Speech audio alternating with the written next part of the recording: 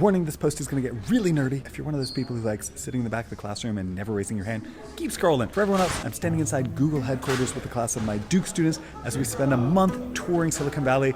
I'm going to talk to you about Jorge Luis Borges. Borges was an Argentine writer who wrote a short story called The Library of Babel, a fictional library containing books filled with every possible combination of letters, commas, periods, spaces, things like that. As a result, it's every book that's ever been written and also every book that ever could be written, which sounds kind of magical, but in Borges' story, it's actually a nightmare because that's billions and billions of books, many of them filled with gibberish, and without any way to search it, the library is basically just chaos. It's infinite knowledge, but no way to find what matters. That's where Google comes in. The internet is a real-life library of Babel. We literally live inside of it. And Google, well, Google is the key. It's the index. It didn't invent the world's information. It makes that information navigable. But here's the thing Borges never predicted in his story. Once humans built ourselves a library of Babel, the search itself became part of how we learn.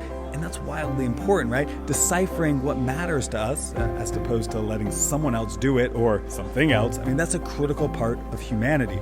And I bring this up because we seem to be entering the age of AI, which means we're skipping the searching. Instead, we just ask, and the AI gives us the answer, no searching required. Yeah, AI is powerful, but there's a cost to having the answer handed to us. And while Borges imagined a world where people went mad trying to find meaning in a sea of information, maybe madness isn't the risk anymore. Maybe it's forgetting that the search is an important part of the meaning. What happens in a world where we don't search anymore, where we just ask questions and just kind of get answers? Spoiler alert, I'm going to discuss that in my next video when my students and I visit OpenAI's headquarters, so be sure to follow if you want to keep on nerding out.